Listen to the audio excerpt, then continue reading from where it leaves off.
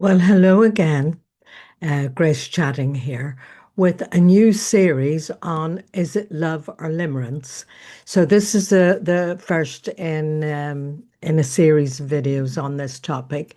So the first one is, you know, why is it that you can't stop thinking about somebody, even though, like, you may be in a committed relationship that you're quite happy with, but suddenly, you're thinking about somebody else almost intrusively and, quite frequently.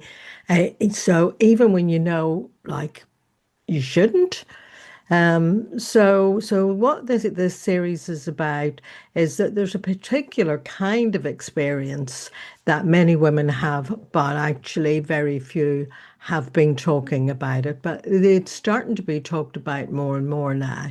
And it's that kind of experience where you meet somebody, or you might reconnect with somebody that you used to know, but something begins to happen inside, and it's a bit strange.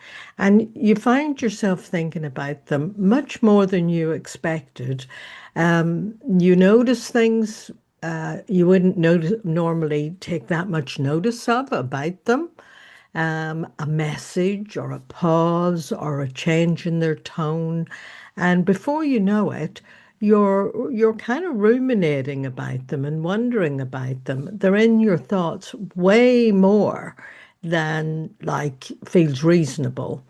And so part of you is aware of it and reflecting on it and wondering, why am I thinking about this person so much? You might be asking yourself, why does this feel so intense? But even so, part of you can't seem to stop.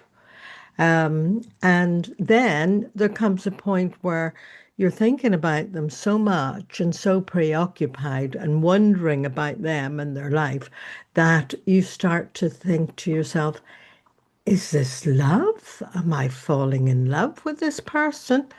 And actually, the thing is, most people assume that that's what it must be, that because it feels so powerful, it feels emotional, and it feels important.